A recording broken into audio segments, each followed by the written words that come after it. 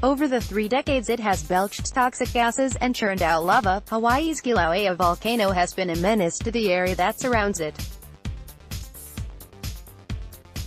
Since May 4, Kilauea's eruption has destroyed more than 24 homes and forced the evacuation of nearly 2,000 people. On Sunday, a new fissure, stretching nearly 1,000 feet, oozed lava across private land. But for the science community, it's become one of the most studied volcanoes on the planet, offering clues about what volcanoes and life might exist on other worlds. Volcanoes are much more about creation than they are about destruction. For scientists, Kilauea provides a natural laboratory on Earth to study volcanoes found on other planets and moons in our solar system. Scientists are using Kilauea to explore volcanism, a process fundamental to the formation of moons, planets and perhaps even other forms of life. Kilauea would look great, if not small, on Mars. Science thrives on setting up models, and Kilauea has become an ideal one for studying Martian volcanoes. Kilauea sits in the middle of a tectonic plate, not on the edge, like most volcanoes. This means magma can punch through the crust to form volcanoes, without the help of tectonic plates slamming together or stretching apart. Since Mars has no tectonic activity, Kilauea is a great test case for those of us who don't have a spacesuit or high-powered rocket. Obviously, it's a big advantage to be able to walk all over a volcano, like you can in the Hawaiian Islands, and put instruments and seismometers near the volcano, grab rocks and chemically analyze them, said Patrick McGovern, a planetary geophysicist at the Lunar and Planetary Institute. Mars Olympus Mons, the largest volcano in the solar system. Below, Hawaiian Islands to scale, with the generous red outline of Kilauea. Photo by USGS, NASA, JPL, edited by author. McGovern studies the way volcanoes formed on Mars, and why they are so big compared to similar shield volcanoes, characterized by their low flanking, gradual slopes, like Kilauea.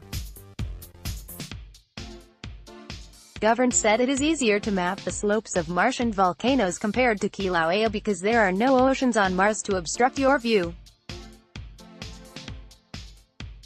On Earth, the largest shield volcano, Hawaii's Mauna Loa, is 6 miles high and 75 miles across.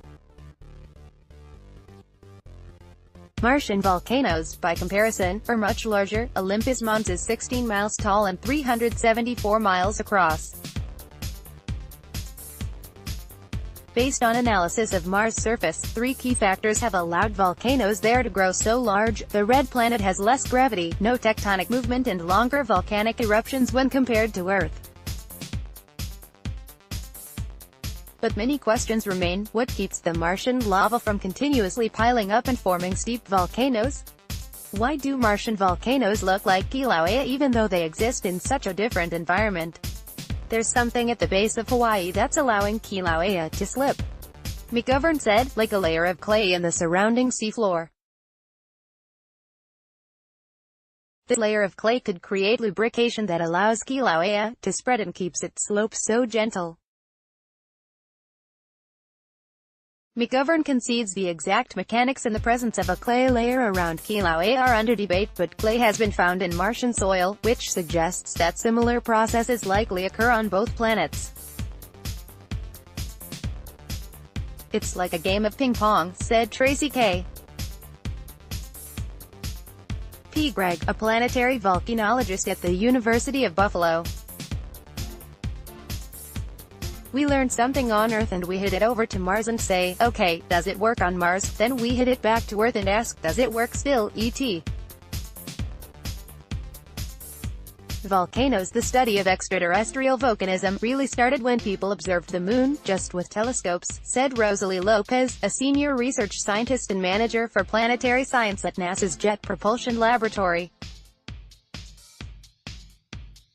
Before the 1960s, Lopez said, most scientists assumed moon craters were a result of volcanic eruptions, and dark patches on the moon had been carved by past oceans. When the Apollo missions brought back rock samples from a lunar crater, scientists found signs of shock on the rocks, indicating these craters were created by meteorite impacts. However, samples from the dark patches looked like long hardened lava. In 1971, the Mariner 9 spacecraft beamed back the first images of volcanoes on Mars. Busted open the door for extraterrestrial volcanism, and pretty soon, probes revealed similar signs of volcanoes on Mercury and Venus. The big discovery in planetary volcanism came in 1979. Lopez said, when Voyager 1 flew by Jupiter and its moon Io, spotting active volcanoes on the moon's surface. That was a huge surprise. We never thought a moon the size of Io would have active volcanoes. Jupiter's moon Io is pockmarked with active volcanoes. Photo by NASA, JPL. Since learning that volcanoes are not unique to Earth, their importance in understanding the formation of solid celestial bodies has only grown. The movement of tectonic plates and the eruption of volcanoes adds material to the surface of a planet or moon, while impacts from meteorites and erosion grind it down. In this sense, volcanoes are much more about creation than they are about destruction.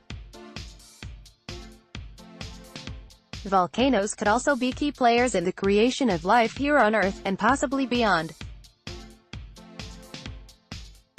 We have irrefutable evidence of the strength of the connection between volcanoes and living things on Earth, Greg said. We're taught in school that the sun is the base of the food chain, but at the bottom of the ocean there are living things and no light. The icy volcanoes on moons like Enceladus and Europa could also harbor life that feeds off volcanic energy, Greg said. Looking for insight this month, NASA launched a new mission to Mars called InSight, and McGovern said he can't wait for the spacecraft to arrive in November. InSight carries a seismometer and a heat probe, which should help scientists examine the connection between Marsquakes and the planet's volcanoes. It's going to be the first time we'll be able to use instruments to actually peer deep inside of Mars, Greg said. On a slightly more distant horizon is a possible mission to Europa, an icy moon of Jupiter. That will be really exciting because we're pretty confident there's an ocean under the surface of Europa, Greg said. And in one of the best places in our solar system to look for life, volcanism may be the incubator.